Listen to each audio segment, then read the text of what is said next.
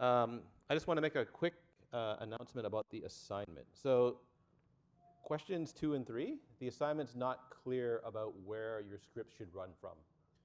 And so the easiest way to solve the problem in questions 2 and 3 is to assume that your script for assignment 2, or for question 2, is running in the Q2 directory. Right? So you can just copy your script or move the script into Q2 and then run it from there. For Q3, it's the same thing. The easiest thing to do is to assume that the script and the make package script are both in the Q3 directory, and then you can run from there. There are ways to work around it. So if you know how to set the path, then you can set the path and work around it that way. But the easiest thing to do is just to assume your scripts are running from those question directories. Yeah?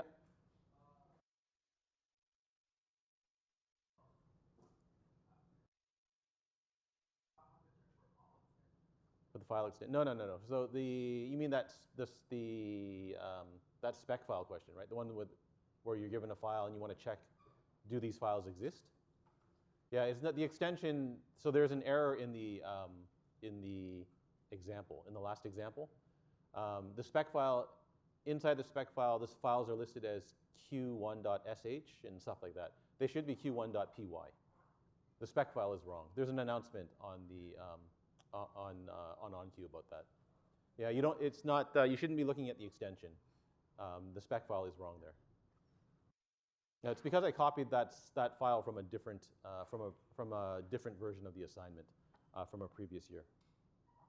All right. Any other questions about the assignment? Super. All right. So we were talking about if statements in the last class.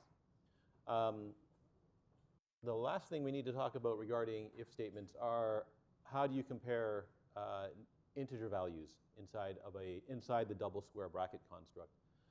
Now normally if you're going to compare integer values, it's easier to do it inside of double round, right? So for example, if you do double round, you can write something that looks like that.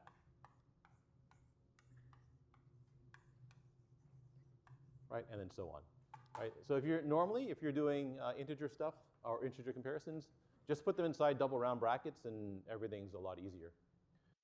Very occasionally, you're going to need to compare a non-integer, something that involves non-integers, and there's a second condition that involves second or more conditions that involve some sort of integer expression. In those cases, you might want to do everything inside of double square brackets. Now the problem is, inside double square brackets, you can't write greater than, less than, and things like that. Instead, what you have to write is the very awful looking, are these things here, right? See, instead of using an operator, you have to use a dash something, right? So dash EQ are the two integers equal to one another.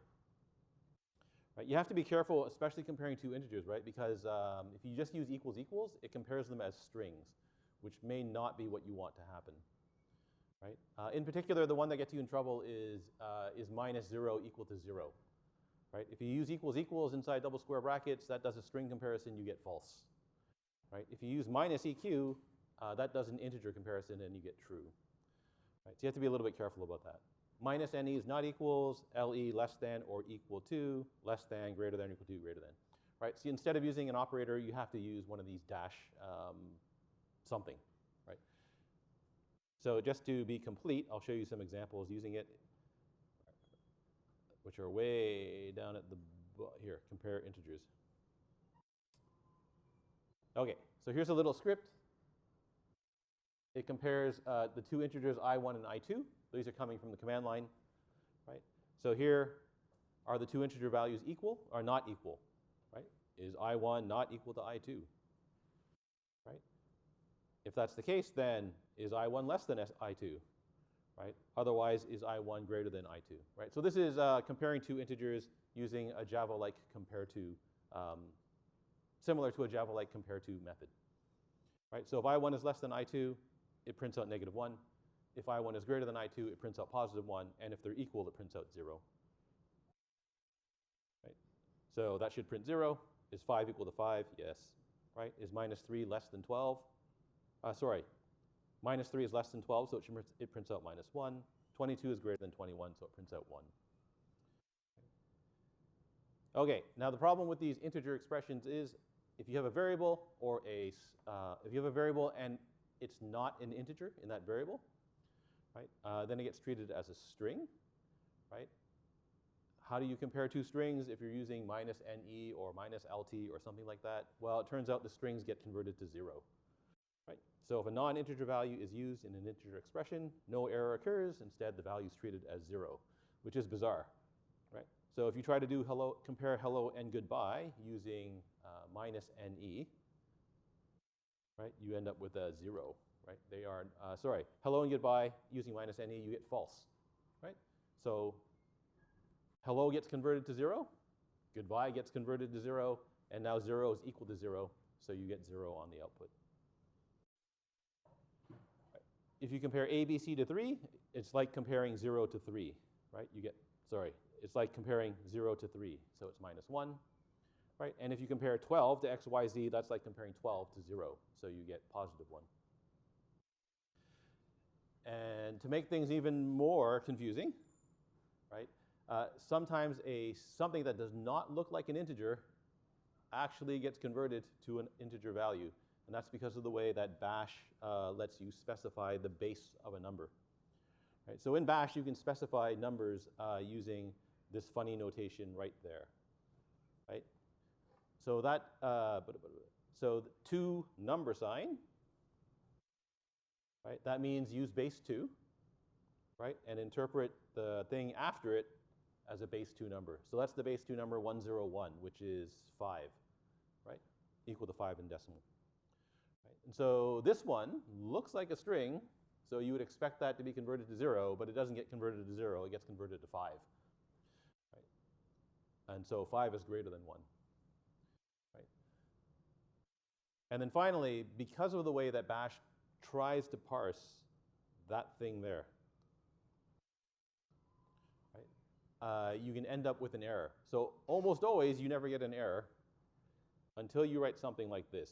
Right? So when you write 2ABC and you're using one of the integer comparisons, right, bash sees the 2 and then it sees a symbol, so it tries to interpret that as you're specifying this as a base 2 number, right? But you're not, right, because you don't have the pound sign here. Right? So in this case, you actually get an error, right? And you get the value too great for base. Error token is 2ABC, right? Which is really confusing if you've never tried to do something like this before, right? So you have to be a little bit careful about these integer comparisons. If you're doing an integer comparison, just an integer comparison, the double round brackets are much easier to use.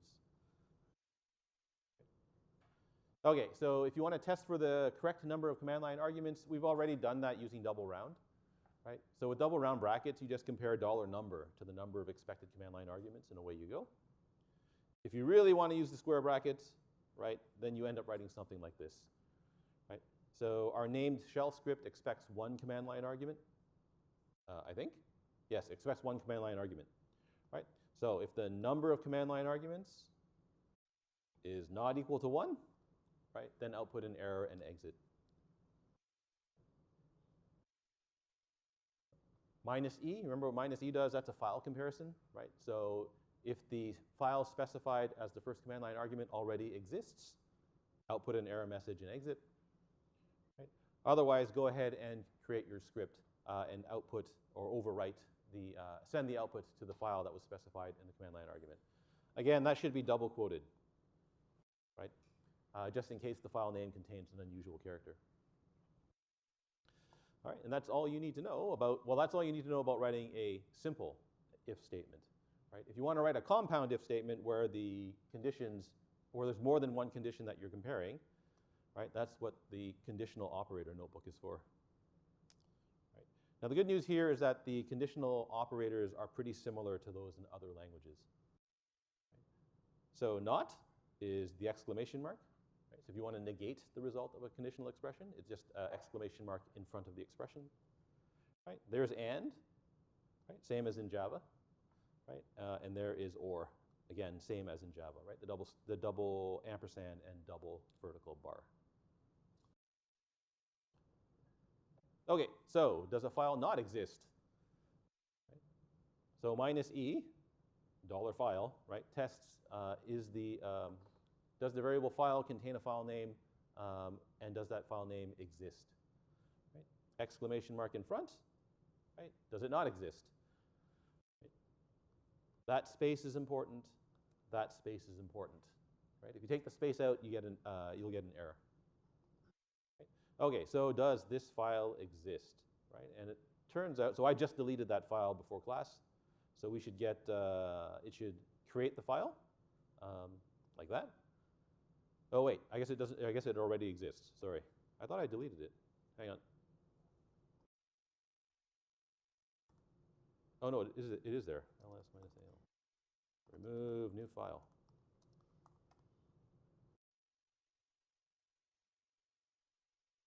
Run it again. Okay, so now it creates the file, right? If you run it again, the file exists because we just created it, so now you get the file already exists. Right? So, exclamation mark, negate a conditional expression, right? Don't forget the space before and after the exclamation mark. The exclamation mark you can also place outside of the square brackets. So you can place it there, and it also works. Right. Okay, so this one is going to test, this is going to use AND. Right? So is a file a regular file, and is it readable by the current user? Right? So I'm going to strip off the read permission for everybody on that file. Right? Right?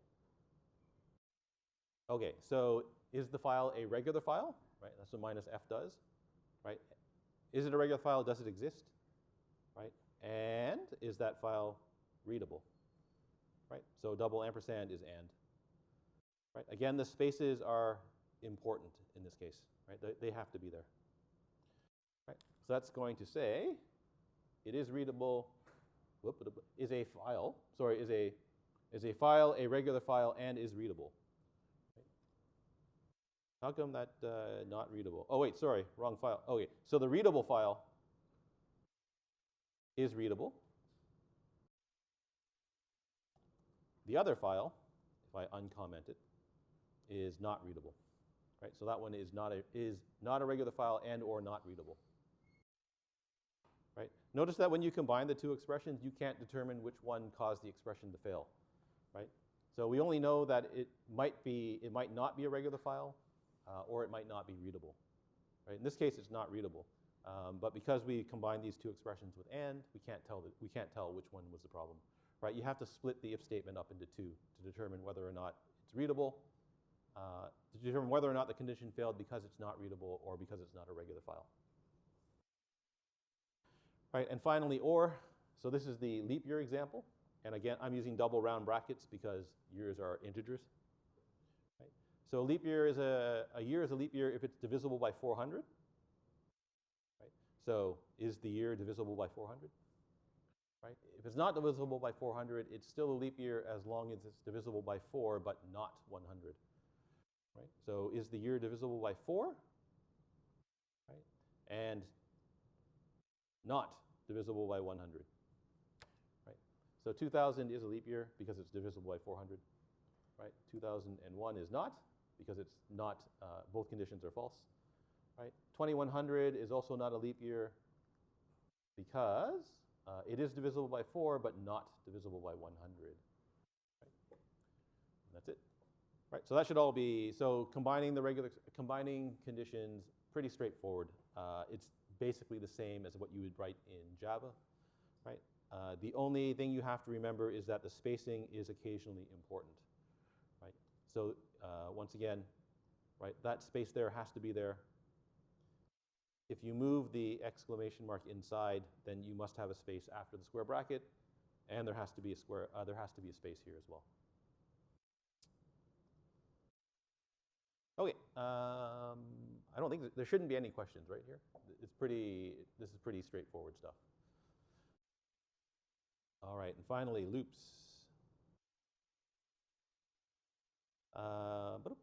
So Bash has 4 different kinds of loops.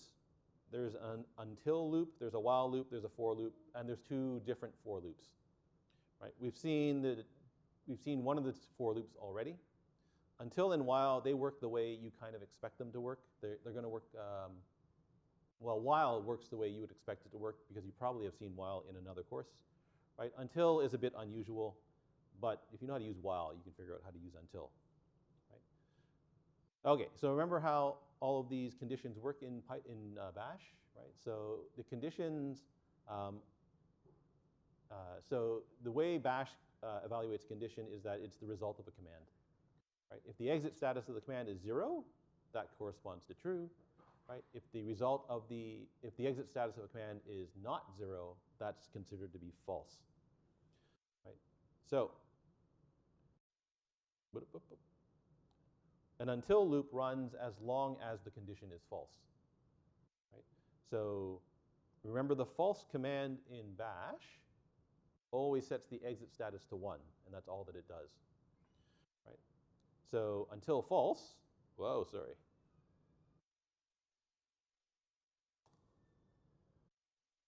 Right? So until false, that's an infinite loop, right? That always runs. True, the command true in Bash always sets its exit status to 0. Right? So that also is an infinite loop. Right? Double square brackets, it turns out it's actually a command, right? So it sets its exit status to 0 if the condition inside is true, right? It sets its exit status to non-0 if the condition is false, right? So what does this do? You have to be careful when you're reading this one, right? Because it looks like you're comparing the variables a and b, right? You're not. You're comparing the string a and b, right? So is the string a equal to the string b, right? Well, it's never, a is never equal to b. Right? So that's always false. So this loop runs forever. Right? What does minus n do with the string? Is the length of the string 0? Right? Sorry, is the length of the string non-zero? Right? So is the string ABC non-zero in length? Yes. So this loop runs forever also. Right? Remember again, an until loop runs as long as its condition is false. Right? So is 1 plus 1 less than 1? No. So this loop runs forever. Right? Is 1 greater than 0? Yes. So the while loop also runs forever. Right? So those are all examples of the while and until loops. Right? And of course, if you want to write a loop that counts down to 0, starting from 10, you could write a loop that looks like this. There's lots of ways. I think there's lots of different ones here. Yeah, there's a bunch of different ones. Right? So starting with a count of 10, right? I want to run that loop as long as count is greater than 0. So if I'm using until, I want to run until this condition is true. Right? So once we hit -1, this loop should stop. Right? So you print out the count, and then you set count equal to count -1. Right? Alternatively, you can write that as well. Right? And they both work. You want to use a while loop, right? You just change the condition, right? So as long as the count is greater than -1, run the loop, right? And there is another way that you can decrement or increment the value of count.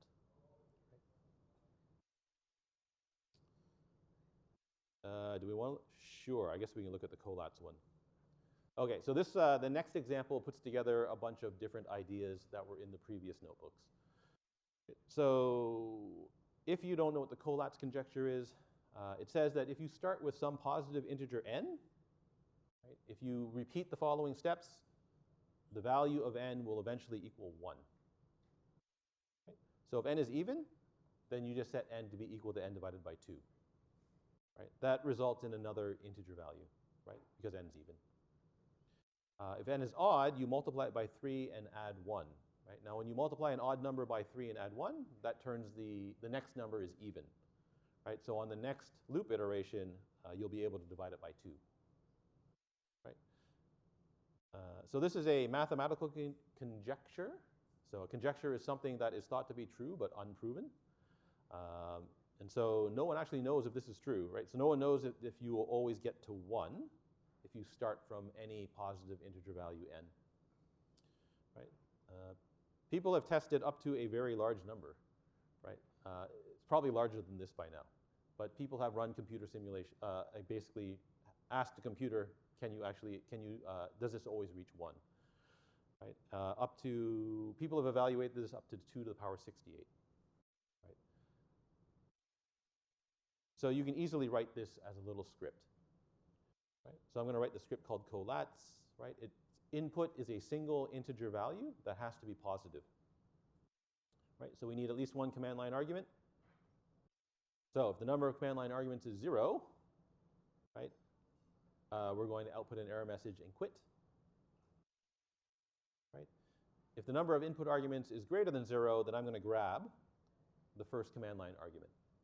Right? I now want to test, is that first command line argument an integer value? Right? So how are we going to test if it is or is not an integer value? Right? Well, I can write a little regular expression, right, that tests whether or not the input was a signed integer value. Right? So remember how these regular expressions work? That is the starting anchor. Right? So that says that the string to be matched, right, must have 0 or 1, plus or minus signs in front of the value. Right? Can be 0, so you don't have to have the sign in front. Right? If the sign is there, it must be either a negative sign or a positive sign. Right? Then that's a digit. Right? Plus means 1 or more, and that modifies the thing in front of the plus sign, so it modifies that. Right? So 1 or more digits. Right? And then the dollar sign, that's the end anchor. So the string, if it matches that regular expression, must end in a digit. Right? Equals tilde, right? Inside of double square brackets. So that's the regular expression comparison operator. Right? So is that value a digit? Right? And then negate that whole thing. So is it not a digit? Right? If it's not a digit, output an error message and stop. Right? If the value is negative, output an error message and stop. Right? And then finally, you can write the little colats loop. Right? So output the value. Right? While that value is not 1, right? If the value is even, divide the value by 2 and reassign it back to itself. Otherwise, multiply the value by 3, add 1, and reassign it back to itself. Right? And that loop runs until you end up going back to, until value equals 1. Right? Okay, so let's try. So if we start at 1, this should just stop. Right? If you start at 2, right, it's going to divide itself by 2 to get 1, and then it stops. Right? And then 3, obviously it stops, right? It's going to go to, runs a little bit longer, right? Maybe longer than you would expect, right? So multiply by 3, add 1, that gets you to 10. Divide by 2 gets you to 5. Multiply by 3, add 1, 16, and then so on and so on and so forth, right? And then it doesn't take too long before you get a surprisingly long sequence of numbers, right? So if you try 27, right, you end up with a whole bunch of outputs. Right? So that actually goes on for quite some time before you get back to 1. Right? If you're able to solve the colats conjecture, there's probably a little bit of money in it for you. But I don't advise you to spend any time trying to do so. No one's been able to do it yet, right? Despite how simple it seems. Okay, for loops. So there is a for each loop in Bash. Right? So it's similar to the Java for each loop, and it's similar to the Python for each loop. The difference is that it runs over a list of strings. Right? So for some variable name, the keyword here is in, right? And then some list of strings do something. Right? So your list of strings, that's just a bunch of strings, each one separated by spaces. Each time through the loop, right, you're allowed to use, sorry, I keep on forgetting I can't double click here. Right, each time through the loop, right, you're allowed to use the variable name to access the current element in the list that you're looping over. Right, so there, surprisingly, so that might surprise you, right, that's actually that's a Bash list. It's just the string 10, 9, 8, 7, blah, blah, blah, blah, blah, right, going down to 0. Right? So for I in that list of strings, right, print out the value of I. Right? So that gives you 10, 9, 8, 7, 6, 5, 4, 3, 2, 1, down to 0. Right? If you quote that whole thing, right, that's just one string. Right? So that's a list of length 1. Right? So if you're going to do this sort of thing, you have to be careful not to quote. Right? So that's the correct form here. Right? And where does this list of strings come from? Well, it can come from anywhere. Right? So it can come from an expansion, for example. Right? So this one is confusing. Right? So here you got a string, which, do I have a scroll bar somewhere here? Right? So it's a string. It's made up of a bunch of words. The words are all separated by one or more spaces. Right? If I try to iterate over that string, right, and I don't quote the variable name here, right, what happens is, right, this string gets substituted, so all of this stuff, right, gets substituted for that, right, and now word breaking happens. Right? So that produces a list of strings. Right? You end up with this, and then is, and then a string, and so on and so on and so forth. Right? And so that actually prints out each word of that long string, one word at a time. Right? If you quote the string, the variable str, right? Now word breaking is suppressed. So, hello? Oh, I have a double, thank you. Right? And now you get just the one string.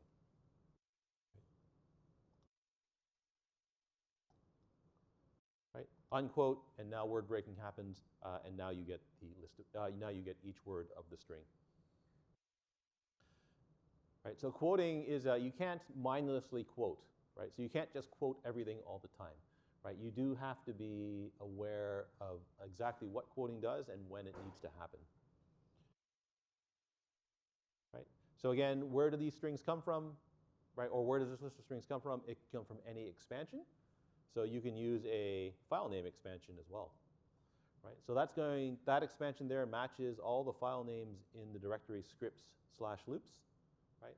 And it will match all the ones that end in sh, right? So this is going to find all of my shell scripts in that loops directory, right? And if you run that, right, you see that the scripts that appear in this book, right, in this notebook, they all show up here. Okay, now what you have to be careful of is when a file name expansion fails to match any file name in the directory that you're searching. Right? So here, I've got a file name expansion, right, or what looks to be a file name expansion. Right? This is going to look for any file that ends in PDF inside that loops directory. There aren't any files that end in PDF. Right? So instead of giving you an error, or instead of doing nothing, right, which would have been the more sensible thing in my opinion, but anyway, what ends up happening is the expansion fails to match anything, and so what you end up with is just the string .scripts/loops *PDF. Right? You don't get an error message indicating that the file name expansion failed to match anything. Right? You don't get nothing, which would have been the more sensible thing to do. Right? Instead, you get back the string that happens to contain the star character in it. Right? So that one's a hard to find bug. That can cause all sorts of weird things to happen. Right? You have an expansion that you expect, you have a file name expansion that you expect to produce something. It doesn't. And so what you end up with is the original file name expansion string itself. Right? Brace expansion. Remember the brace, that brace expansion there produces the strings 10 through 0. Right? It sticks an A in front of each string. It sticks a Z in front at the end of each string. Right? So this one produces the sequence A10Z, A9Z, and so on. Right? And finally, finally? I don't know if this is finally. Is there more? Okay. There's a command called sequence, S-E-Q, that will let you generate a sequence of values. Right? So sequence 10 minus 1, 0 is the sequence starting at 10. Each step is minus 1, and the last value in the sequence is a 0. So this counts down from 10 to 0 in steps of minus 1. Right? Sequence produces on its own. Let's just run it on its own. Sequence 10 minus 1, 0. So on its own, it produces this, right? Which is also a list in bash, right? So that's a list of strings. So if you loop over that list of strings, right, you get each number in that string one at a time. You should generally not do this, right? If you want to count over, if you want to produce a sequence of numbers, you should use a for loop, right? So use a for loop with the double round brackets and use a counting style for loop instead. Right? The problem with sequence is it's a command, and you're using a command substitution here. Right? So the way that bash performs a command substitution is it launches a new bash shell, runs the command in the new bash shell, takes the result, and returns it back to the original shell. Right? All of that, launching bash and running in another shell and so on and so forth, takes up a lot of time. Right? It's overkill for this particular problem. Right? Just use a for loop. The shell knows how to interpret a for loop without having to spawn another shell. Okay, what's this one? Oh, this one's going to use grep.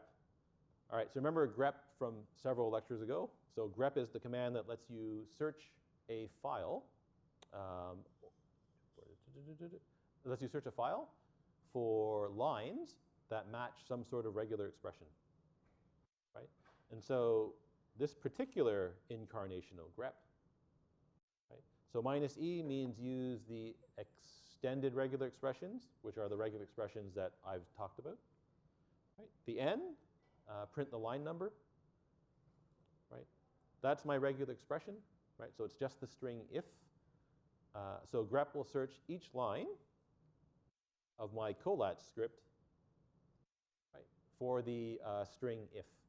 Right? So whatever lines in the script have the keyword if or have the string if, that will match. Right? And grep prints out each matching line on a separate line. So that produces a list of strings. Right? Right? So if you run that, you end up with the following.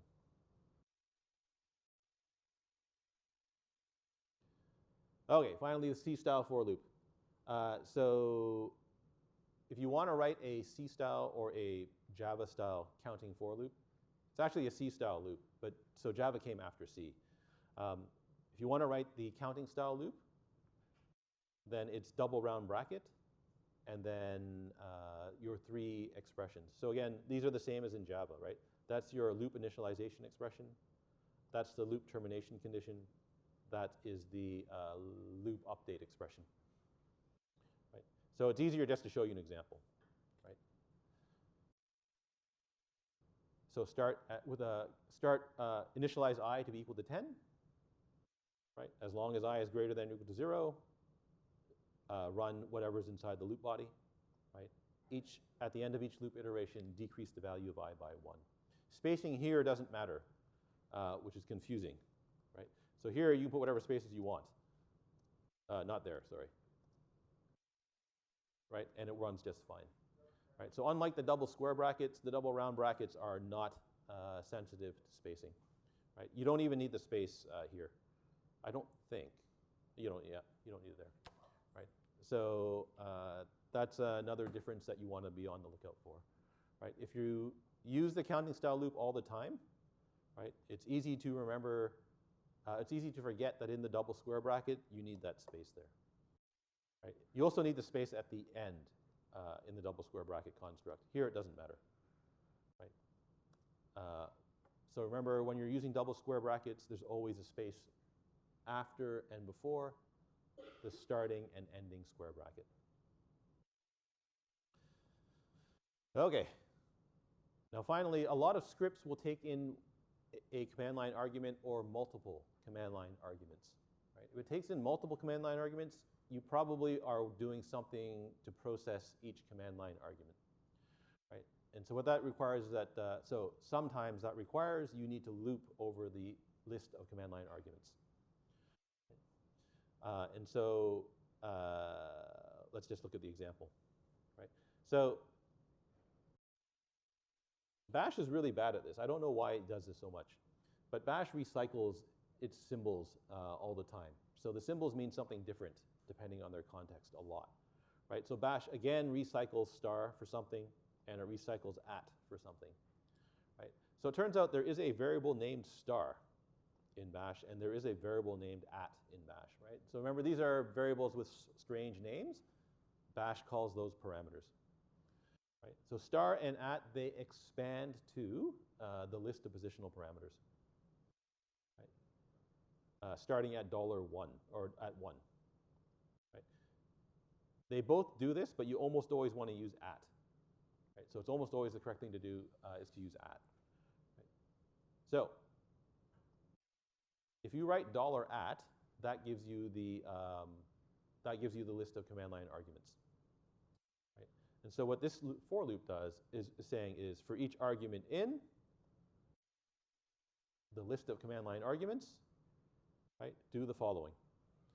Right? So it's going to print out the number, right? So the number corresponding to the position of the command line argument, followed by the argument, right? And then add 1 each time.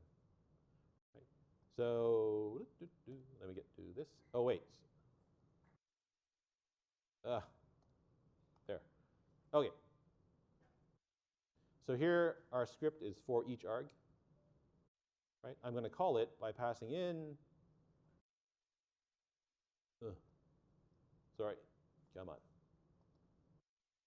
Why are you not clicking? There we go. Okay, so I'm going to call it with 1 command line argument, right? A second command line argument, so that's all quoted, right? So that gets all treated as 1 string. And then a third command line argument, all quoted, so again, gets treated as 1 string. Right? Okay, so when you, I'm going to have to go back and edit. I'm going to have to go look at the script. So when we run for each arg, whoops.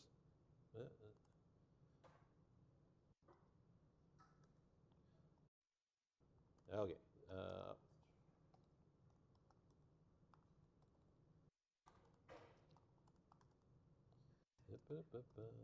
Loops. Uh-oh. Okay.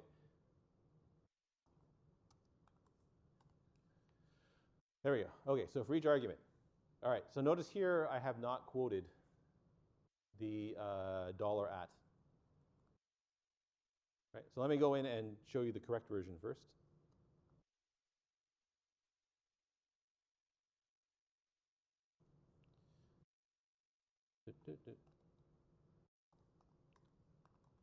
Oh, sorry, I think something is not readable. I think I screwed up that other script, and now it's not happy with me.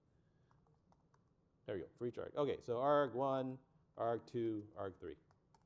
Okay, so when you loop over the command line arguments, right, you get arg1, then arg2, and then arg3. Right? Okay, if I put some spaces in, whoa, sorry, into one of the, come on.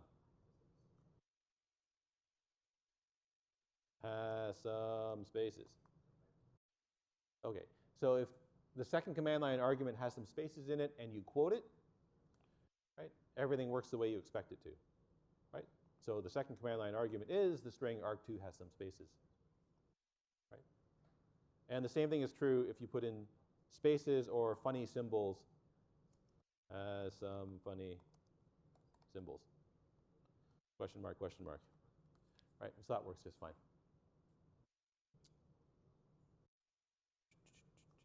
Okay, I think there's actually another script that does this.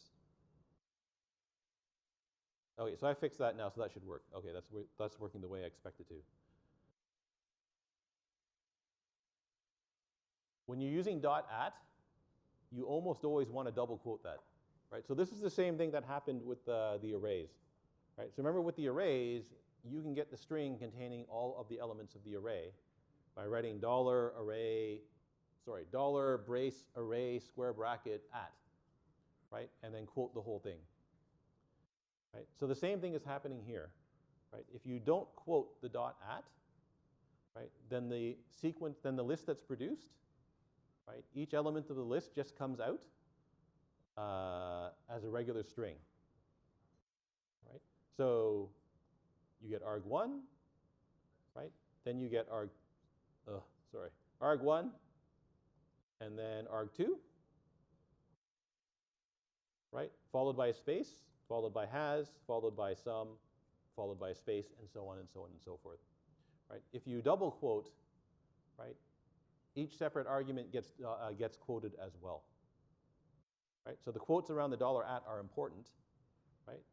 $at quoted expands to $1 space $2 space $3 and so on and so on and so on, right? And that prevents word splitting of each of the individual arguments, right? If you don't quote it, right, that expands to just $1 space $2 space $3 and so on and so on and so forth, right? In other words, the individual positional arguments are not quoted, right? And so when you process that as a big list of strings, word splitting happens, right? And now your arguments all get broken up into separate words, right? Even if you don't want them to, right? So the bad for each arg, that's the one that uses the unquoted $at, right? And so that one produces that output, which is probably not what you want, right? You probably want arg2 to be treated as arg2 has some spaces. Right. Okay, and finally, so that's one way. So you can write a for loop that loops over your command line arguments, right? The other common way that you see people processing command line arguments is to use a while loop. And in combination with this command called shift. So shift is a built-in command known to your bash shell. It's intended to process your command line arguments, right? So shift n shifts the positional parameters, right? So $1, $2, $3, and so on, to the left by n, right? Where n is some non-negative integer value, right? So shift 1 moves positional parameter 2 into positional parameter 1, positional parameter 3 into positional parameter 2, and so on and so on and so forth. Right? So what you can do is you can process the first command line argument and then shift everything by 1. That lets you process the second command line argument and then shift by 1, right? And so on and so on and so on. Right? So the other common way that you'll see people process command line arguments is to use a loop like this. Right? So while the number of command line arguments is greater than 0, right? Do something with the first command line argument, right? And then shift everything over by 1.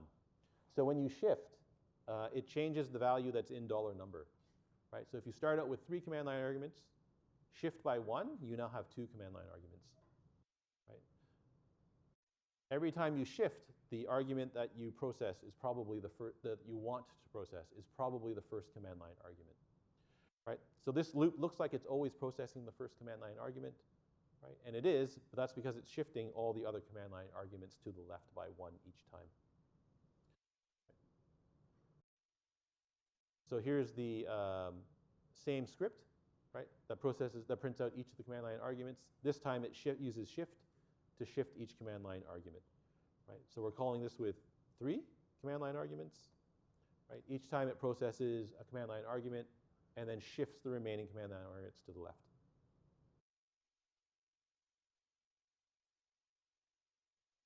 I think this is the last large example. Okay, so there's a lot here. All right, so occasionally in bash, you want to read something 1 line at a time, right? So you have a file, you would like to process the file 1 line at a time, right? One way to do this is to use the command called read and use a while loop, right? And so this is going to be a little bit, no, it's fine. So what you have to remember is that in any programming language, a loop is just a single command, right? So a loop in Java or Python is what's called a compound statement, right? It's a statement made up of other statements. So a loop in Bash is what's called a compound command, right? It's a command that happens to have other commands inside of it, right? So all of this is actually a command, right? You can redirect the contents of a file to the while loop, right? So that's what this greater less than sign is doing here, right? This is redirecting the contents of file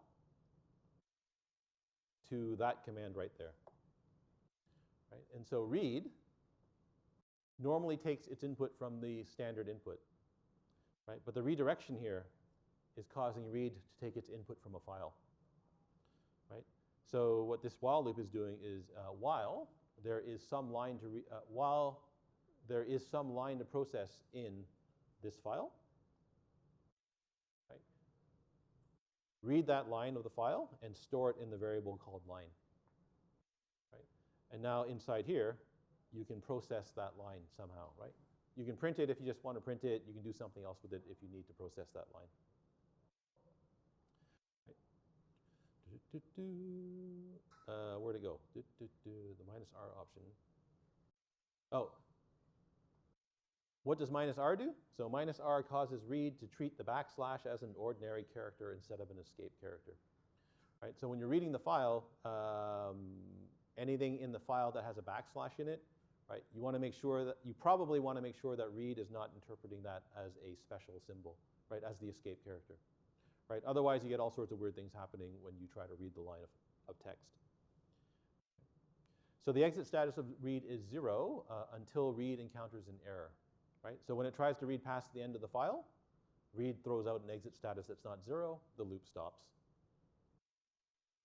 right? So if you're trying to read this file one line at a time, just use a little while loop, right? So read the file one line at a time, right? Again, use a redirection to read the file, right? Print out each line of the file one line at a time, right? If you want to ignore the first line of the file, right? Because I just want to process the student numbers or the student names or something like that, right? You can jazz up your script a little bit, right? I'm going to test, right? Does that line start with the hashtag, right? Or the hash symbol, right? If it is, I'm going to assume it's a comment and just ignore it, right? So continue lets you continue, we'll stop the current loop iteration and go to the next loop iteration, right? So if I see a comment, something that looks like a comment, just ignore it, right? So that throws away the first line of the file. Now read is able to do a whole lot more than just, well, you can set up read to do a whole lot more than just read single lines of the file, right? It can actually split the contents of each line into separate fields, right? And you can store each field in a separate variable, right? So if you look at this file here, right? If I want to split each line at the commas, you can ask read to do that for you, right? So remember this variable IFS from a long time ago now, right? IFS stores is the internal field separator variable, right? It stores the characters that are used to split words, right? So if I want to split each string at the comma, right, I can temporarily set IFS to the comma, right? Now when we read, right, when I read each line, it's going to split each line at the comma. The first thing that it splits off will be stored as the student in the variable student number. The second thing that it splits off will be stored in the variable last name. And the third thing that it splits off will be stored in the variable first name. Right? Again, ignore anything that starts with a hash symbol. Right? Bloop. Right? And now you can process each student and all of their information one line at a time. Right? And I guess that's all I need to say about that for today. Right? So the next lecture on Monday, I guess, that's the last bash lecture. So that's the one that covers functions in bash. I suspect you, is anybody still working on the assignment? Yes, no, yes? Okay, you actually need that last lecture to finish the assignment. So you can either wait till Monday to figure out, for me to give that lecture, and then finish off the last question, or you can just read ahead in the last notebook to figure out how to do it.